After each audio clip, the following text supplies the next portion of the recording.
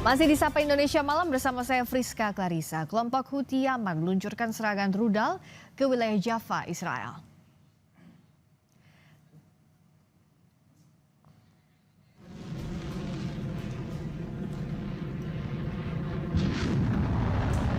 Rentetan rudal diluncurkan untuk menyasar berbagai titik militer sensitif di kawasan Jaffa yang diduduki Israel. Pihak Yaman mengklaim serangan tersebut mencapai target dengan tingkat presisi tinggi. Pasukan pertahanan Israel mengonfirmasi adanya deteksi peluncuran rudal dari arah Yaman. Namun militer menyatakan bahwa sistem pertahanan udara mereka berhasil mengintersep rudal tersebut. Serangan dari Yaman ini terjadi bersamaan dengan eskalasi besar antara Iran dan Israel.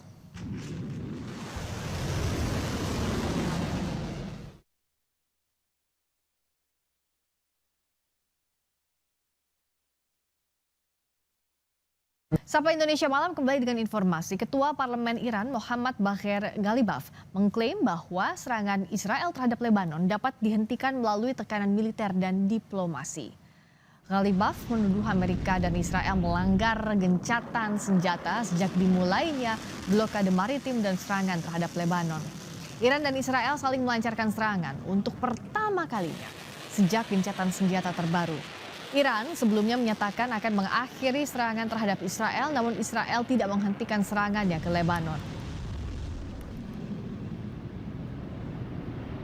ماجرای لبنان مثال خوبیه که نشون میده میدون دیپلماسی کنار میدون نظامی میتونه اسرائیل و دشمنان رو عقب بزنه. نه دیپلماسی مانع عملیات نظامیه و نه عملیات نظامی مانع دیپلماسیه. شما یه بار با تهدید به حمله و قطع مذاکره جلو حمله اسرائیل رو به بیروت میگیری، یه بارم با حمله نشون میدی که ترسی از قطع مذاکرات نداری و آمادگی کامل داری. Perdana Menteri Israel Benjamin Netanyahu menggambarkan Iran dan Hizbullah lebih lemah dari sebelumnya. Ia mengklaim Israel lebih kuat saat ini. Ia juga menyebut telah berbincang dengan Presiden Amerika Serikat Donald Trump terkait serangan yang belakangan terjadi antara Iran dan Israel.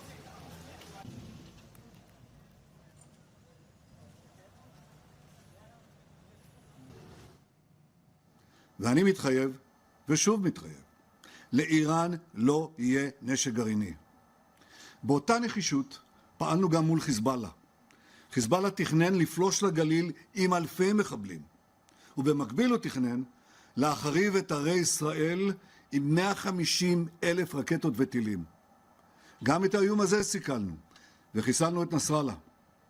ואני רוצה לומר לכם, הלוחמים הגיבורים שלנו, איך אגיד את זה? מפרקים לחיזבאללה את הצורה. אנחנו ממשיכים להשמיד את כל תשתיות הטרור שלהם ברצועת הביטחון. Melalui akun Truth Social-nya, Presiden Amerika Serikat Donald Trump menyerukan Israel dan Iran untuk segera menghentikan serangan. Bentrokan pada Minggu malam dan Senin pagi merupakan eskalasi paling signifikan sejak gencatan senjata 8 April lalu. Trump menyebut Israel dan Iran harus segera menghentikan penembakan, lalu kemudian pada postingan selanjutnya Trump mengatakan kedua belah pihak Israel dan Iran berupaya untuk segera melakukan gencatan senjata. Negosiasi akhir tentang perdamaian sedang berlangsung dengan kemungkinan terhalang oleh ketidaktahuan atau kebodohan. Blokade akan tetap diberlakukan dan berlaku sepenuhnya sampai kesepakatan akhir tercapai. Segala sesuatunya harus berjalan cepat. Terima kasih atas perhatian Anda terhadap masalah ini sebagai khasnya Donald Trump saat mengungkapkan pernyataan di Truth Social.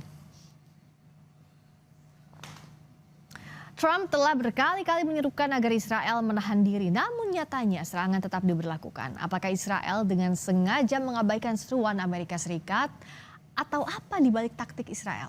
Untuk membahasnya, kita sudah bergabung dengan Nostalgiawan Wahyudi, pengamat Timur Tengah BRIN, dan juga Pizarro Gozali, peneliti Asia Middle East Center, yang keduanya sudah ada di studio Kompas TV. Selamat datang Mas Wawan, juga Mas Pizarro. Waalaikumsalam warahmatullahi wabarakatuh. Kita melihat tampaknya gencatan senjata ini sangat rapuh, bahkan sudah pecah juga antara Israel dan Iran. Kalau Mas Wawan lihat, apakah memang Israel ini sudah mengabaikan apa yang disampaikan Donald Trump ya, Amerika Serikat sebagai sekutu utamanya?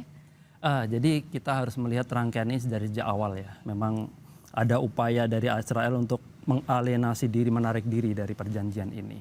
Jadi berkali-kali mungkin kita mengamati bahwa perang ini sebetulnya perang 3 negara. Tetapi sebuah anomali terjadi. Kenapa negosiasi selalu terjadi di antara 2 negara? Ini pertanyaan yang paling signifikan ya. Jadi ini memang dari awal. Jadi bagaimana ketika negosiasi ataupun peperangan itu dialihkan antara peperangan Amerika dengan Iran, sedangkan Israel pada saat yang sama menggunakan melancarkan politik yang berbeda, termasuk ke Gaza, serangan ke West Bank, terus juga ke Libanon. Itu merupakan salah satu yang memang target yang memang dicanangkan oleh Israel menjadi 2 national interest yang berbeda. Jadi bagaimana yang satu bisa berjalan bersama Donald Trump, yang lain dia akan mencapai tujuannya. Dan itu yang kita amati saat ini ya. Jadi perlu kita sadari bahwa sebetulnya ada memang pergeseran politik luar negeri Amerika dalam konteks negosiasi dengan Iran ini. Jadi dulu ketika dengan Pete Hegseth dan sekarang dengan Marco Rubio, kita nampak bahwa pada masa Marco Rubio ini negosiasi memang menjadikan front paling depan ya yang dicanangkan, dan sengaja sedikit menggeser posisi Israel, Netanyahu dan Israel, dan di situ pergeseran itu sudah terlihat. Jadi bagaimana kalau saya melihat sebetulnya ada 2 target politik yang sekarang mulai meretak ya, berbeda antara Amerika Serikat.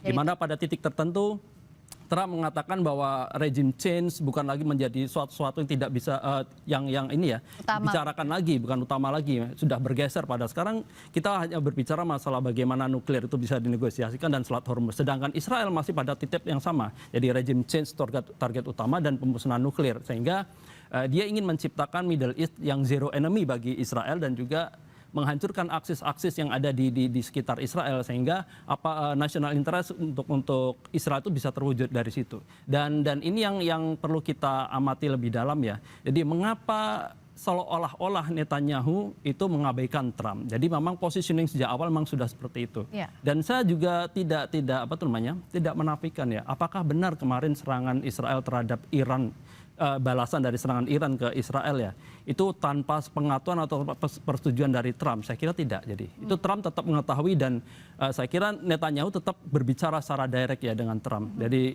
kita melihat bahwa sebetulnya level dari diplomasi atau negosiasi antara Israel sama Amerika itu bukan bekerja pada ranah yang sangat-sangat formal, tapi sudah pada ranah non formal. Dari mana misalnya Trump pada malam ini untuk bisa menelpon Netanyahu secara langsung, Netanyahu juga bisa melakukan direct call pada Trump secara langsung. Jadi itu memang dalam skenario. Jadi kalau saya melihat lebih lanjut, sebenarnya ada beberapa target ya. Pertama, serangan yang dilakukan oleh Iran terhadap Israel itu seolah ingin menegaskan bahwa selama ini Israel cenderung mengelak menjaga diri dari negosiasi antara Amerika dengan Israel, dan padahal di situ tuntutan utamanya adalah Libanon termasuk dalam ranah diplomasi. Tapi cari gara-gara terus Israel dan tidak mengindahkan itu ya, tetap menyerang Libanon. Di awal-awal kan Pete Hegseth mengatakan bahwa sebetulnya Libanon itu perang yang berbeda dari perang yang ini, dan konteks itu Israel ingin menyatakan dengan serangan itu agar memberikan perhatian kepada Israel bahwa mereka benar-benar secara serius ingin memasukkan konteks perang di Libanon dalam negosiasi itu.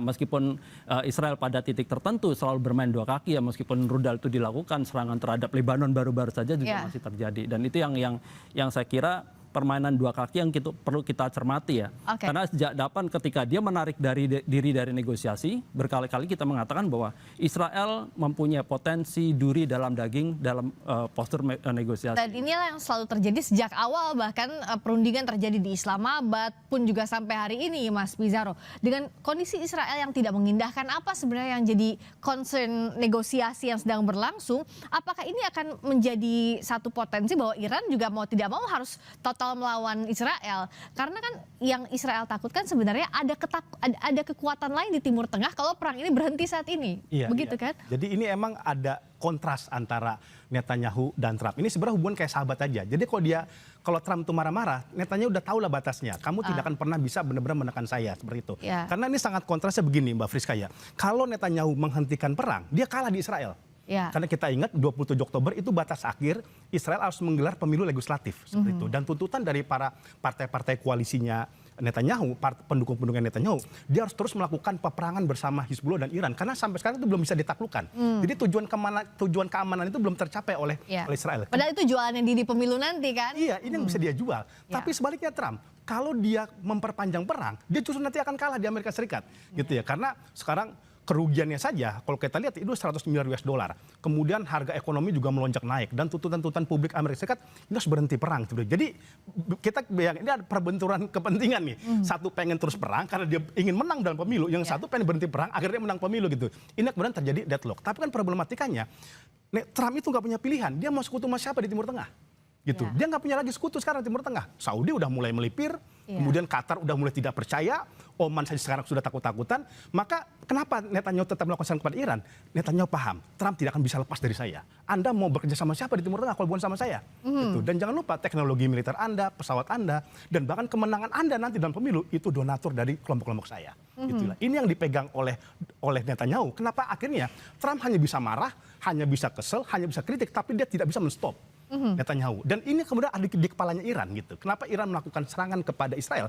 Dia ingin memperkeruh hubungan antara Trump dengan Netanyahu. Karena tahun ini sudah saling konflik nih. Kalau saya serang kemudian Israel, ini akan semakin menambah ketegangan antara Washington dengan Tel Aviv. Jadi Iran ini pintar juga dia membaca psikologis Trump dan Netanyahu sekarang gitu ya. Dan apalagi jangan lupa Mbak Friska, dia udah pulih sekarang. Kan gencatan senjata sudah sangat lama berjalin, dia kembali mendapatkan bisa bikin misilnya, bisa bikin rudalnya. Dia udah reload lagi ya kekuatannya. Reload lagi. Nah, serangan Iran kepada Israel itu pesan kepada Washington, kepada Tel Aviv, saya udah sembuh. Saya udah rebound, saya sudah kembali gitu. Bahkan sekarang ada perbedaan pola ini sekarang Mbak Friska. Kalau dulu biasanya Iran itu memakai Hizbullah untuk melakukan serangan kepada Israel. Tapi sekarang dia udah direct langsung. Udah serangan langsung. Ini pesan bahwa kami nggak lagi cuma ngomong ngancem kata-kata, omon-omon gitu ya, ultimatum. Saya bisa loh membuktikan untuk menyerang Anda. Gitu. Dan yang kalau kita lihat kemarin kan Mbak Friska, yang diserang itu menarik. Haifa, Galilea, Negev. Ini fasilitas strategi semua nih. Di Negev itu ada fasilitas nuklir di Mona. Seperti itu. Ada pangkalan militernya Israel dan Amerika Serikat. Kemudian Haifa itu pangkalan laut dan pelabuhan terbesar dan infrastruktur penting. Jadi kemudian memang serangan Iran ke Israel itu direct langsung menyerang fasilitas strategisnya. Makanya kan Israel itu menarik. Dia melarang media siapapun mempublish foto-foto kerusakan. Artinya kalau kita berpikir terbalik, ini banyak yang hancur. Dari serangan Iran kepada Israel. Gak mau kelihatan kalah, makanya gak boleh dipublikasikan. Gak boleh dipublikasi seperti itu. Dan saya kira ini akan menjadi mempersulit negosiasi gencatan senjata. Karena Iran udah bisa dikatakan Iran ini sekarang udah agak makin hawkish, makin radikal gitu. Karena dia sekarang udah ngomong, Libanon itu kami, Iran gitu ya. Anda menyerang Libanon, Anda sama juga menyerang Iran. Dan dia sudah mengatakan Amerika dan Israel itu nggak bisa terpisahkan karena dukungan fasilitas militer Israel itu disupport oleh Washington. Gitu. Jadi kenapa? Makanya dia kemudian juga memberikan tekanan kepada Washington. Jangan lupa loh, Israel itu eksis, ditopang senjatanya itu karena Anda loh. Jadi ketika Israel melakukan serangan kepada Libanon dan serangan kepada Iran itu juga bagian dari serangan dari Washington. Gitu. Dan kalau dalam kondisi seperti ini sebenarnya Mas Wawan, siapa yang harusnya lebih punya posisi tawar tinggi antara Trump ataupun Netanyahu? Meskipun Amerika Serikat butuh ally di kawasan Timur Tengah, tapi di sisi lain kan bahan bakarnya itu disupport oleh Washington. Jadi seperti ini, kalau kita lihat ya sebetulnya memang ada kedua keterdesakan yang sangat luar biasa. Satu memang ingin menghentikan perang karena pemilu datang dari dalam negeri Amerika, yang satu lagi memang ingin melanjutkan perang untuk pemilu. Kalau kita melihat sebetulnya lebih pada seperti ini ya. Dalam strategi aliansi di Timur Tengah itu berjalan pada koridor national interest. Itu yang perlu kita catat. Jadi siapa yang lebih dominan, siapa yang tidak dominan itu akan dibaca dengan apa sebetulnya target national interest di situ. Selain target pribadi Trump itu sendiri. Jadi kalau kita berbicara masalah rasional aktor, maka nanti target Trump adalah sebetulnya dia ingin exit way dari situ. National interest Amerika juga kebetulan juga seperti itu. Jadi dengan adanya pembatasan dana perang, dengan ada pembatasan kewenangan Trump untuk memulai perang baru, maka sebetulnya dia tidak ada kewenangan untuk melangkah lebih jauh. Maka dari itu dia menekankan pada Netanyahu. Jadi kamu boleh menyerang Iran pada dataran seperti ini dan terus melakukan kalau saya katakan constraint ya. Dia terus ketika melemah dia akan ditegangkan lagi di politik di Libanon. Tapi pada akhirnya kita akan melihat sebetulnya Trump sekarang sedang sibuk ingin bagaimana exit dari perang ini. So exit plan ini yang sampai sekarang tuh masih belum ada itu yang akan dikejar. Jadi itu yang sebetulnya setelah itu exit itu keluar, maka dia akan leave it to the rest to Israel untuk sementara waktu. Mas Wawan dan Mas Pizarro, kita jeda dulu karena Kembali di Sapa Indonesia Malam, saya masih bersama dengan Nostalgiawan Wahyudi, pengamat Timur Tengah BRIN, juga Pizarro Gozali, peneliti Asia Middle East Center. Tadi kita bahas bagaimana Israel, Iran posisi tengah saling serang, tapi kayaknya ya Mas, AS ini nggak mau terlibat seakan-akan di antara konflik antara Israel dan Iran ya? Ya, jadi kalau saya lihat ya memang arahnya ya ketika Trump mengatakan bahwa pembicaraan damai negosiasi dengan Iran itu sudah pada konstruksi yang cukup positif ya, dan dia juga membicarakan apapun yang menghalangi juga akan ditindak secara keras oleh dia. Dan apa jika negosiasi ini akan misalnya itu gagal, maka nanti akan ada serangan yang lebih hebat ke Iran. Jadi sebetulnya indikasi dari itu bukan ancaman. Itu kalau kita lihat itu merupakan salah satu indikasi bahwa dia sebetulnya ingin mencari exit way. Dan pertanyaannya adalah ketika memang itu ada perjanjian, itu deal nuklir Iran itu bisa dinegosiasikan dan Hormuz dibuka kembali dan itu sudah tidak tanda tangan. Apakah nanti friksi di Timur Tengah akan berhenti? Saya kira nggak seperti itu. Jadi yang saya katakan tadi bahwa national interest itu merupakan salah satu panduan bagaimana sebuah negara bergerak, termasuk Israel. Jadi apa yang terjadi dalam beberapa tahun belakangan ini, misalnya ada perang 12 hari dan sekarang Trump ikut perang di Timur Tengah, itu anggap saja sebagai liburan musim panas Trump di Timur Tengah. Jadi apakah akan konflik Timur Tengah akan selalu bergulir? Selama national interest Israel ingin menyatakan bahwa perluasan wilayah dan sektor keamanan menjadi tujuan utama, saya kira konflik ketegangan akan selalu terjadi. Termasuk bagaimana Israel tidak menghentikan serangan ke Lebanon, itu sebuah upaya bahwa serangan kemarin yang dilakukan Iran itu ingin menegaskan bahwa Israel benar-benar ingin mengeksklusi bahwa sebetulnya apa yang terjadi di Lebanon itu di luar apa yang terjadi negosiasi ataupun perang antara Amerika dengan Iran, dan itu yang perlu kita catat. Nah, apakah kalau dari Mas Pizarro melihat, jadi the most possible exit plan-nya adalah ya temporary exit plan aja gitu, tidak kesepakatan untuk mengakhiri perang secara permanen? Ya, menurut saya ini memang akan sangat sulit untuk kita mencari perdamaian dalam waktu dekat ya. Minimal ada 3 hal yang harus diperhatikan oleh Donald Trump. Pertama, sejauh mana dia bisa menekan Israel. Seperti itu ya. Karena kalau kita lihat Israel ini akan menjadi liar dan dia akan melakukan upaya sabotase apapun dari kesepakatan-kesepakatan antara Amerika dengan Iran. Dan itu sudah terjadi Mbak Friska. Kesepakatan Israel dengan Lebanon kan dia ditengahi oleh Marco Rubio. Toh Lebanon tetap dihajar karena Israel itu punya visi Israel Raya dia. Dia nggak cukup dia hanya kemudian melakukan serangan, tapi dia harus occupation. Dia harus menduduki. Jadi the Greater Israel itu yang memang akan terus dilakukan. Memang harus dilakukan gitu. Kemudian bagaimana perdamaian ini juga bisa diwujud tergantung dari tidak adanya poin-poin baru yang diusulkan oleh Donald Trump. Karena kan Donald Trump sebenarnya ini ya, kalau kita lihat ya, ini sebenarnya kesepakatan Iran sama Amerika itu udah hampir terjadi. Tetapi tiba-tiba nanti direvisi sama Donald Trump. Gitu ya, bahwa Iran ternyata tidak menjalankan syarat ini, dan lain sebagainya. Kenapa? Dia ada tambahan poin-poin baru. Kenapa? Donald Trump itu tidak hanya sedang bernegosiasi sama Iran, tapi bernegosiasi dengan para donaturnya. Yang mengatakan MOU yang ada sekarang itu menguntungkan Iran. Gitu ya, makanya kan kita lihat ya Donald Trump suka sekali kayak revisi gitu ya, bolak-balik terus. Dan Iran tuh lelah juga. Ini sebenarnya saya berdiplomasi sama siapa? Kepada Anda atau kepada bos Anda? Gitu kan, seperti itu. Kemudian yang ketiga ialah tidak adanya tuntutan maksimum gain. Gitu ya, karena kalau kita lihat ya, nih segala gencatan senjata yang diatur oleh Donald Trump nggak ada yang jalan itu. Gaza gagal, Ukraina gagal, Korea Utara gagal, kemudian sekarang Iran juga gagal gitu. Kenapa? Tuntutannya terlalu besar. Dulu di Korea Utara kan juga sama nih, hampir mirip kayak Iran. Donald Trump meminta semua fasilitas nuklir Korea Utara itu dibongkar. Itu mustahil. Kim Jong Un udah bilang saya kasih 1 deh Yongbun gitu, dengan syarat Anda cabut sanksi-sanksi dari ekonomi pada saya. Trump nggak mau, dia maunya tuh paket jumbo, bukan paket hemat. Ya gitu ya. Jadi dia maunya semuanya. Sama juga kayak Iran kan. Iran diminta sekarang bukan sekedar punya uranium tapi dikasih kepada Amerika Serikat. Itu kan bunuh diri bagi Iran. Gitu kan. Iran berarti telanjang kan karena uranium itu asuransi keamanan bagi dia. Saya kira kalau 3 variabel itu Amerika masih tetap ngotot atau tidak dijalankan, mustahil perdamaian akan terjadi. Bahkan yang terjadi paling temporer aja, habis itu akan perang lagi. Kayak sekarang kan Netanyahu mengatakan saya sementara berhenti dulu serangan kepada Iran, tapi Iran balas saya akan serang lagi kayak gitu. Ini kan pesan bahwa Trump itu lemah di mata Netanyahu. Dia udah ketahuan kapasitas dia tidak akan berani berhadapan dengan Israel karena Israel itu begitu sangat powerful dia mengendalikan politiknya Amerika Serikat. Saya kira ini yang menjadi kesulitan nanti bagaimana negosiasi ini bisa berjalan. Apalagi Mustaba ini sekarang udah belajar dari ayahnya dulu Ali Khamenei yang agak moderat mau negosiasi dengan Amerika, toh tidak menguntungkan bagi Iran gitu. Saya kira sekarang Iran akan lebih sangat keras, dia akan lebih sangat menuntut ya selama itu kemudian tidak menghasilkan keuntungan nyata, maka mereka siap berperang kembali. Sepertinya teater perang ini masih akan panjang episodenya. Kita akan lihat adu kekuatan artinya antara Israel, Iran, dan Amerika Serikat masih akan terjadi mungkin dalam waktu yang masih panjang. Meskipun kita tetap berharap ini segera berakhir. Terima kasih Mas Pizarro, terima kasih juga Mas Wawan sudah hadir di Sapa Indonesia Malam kali ini.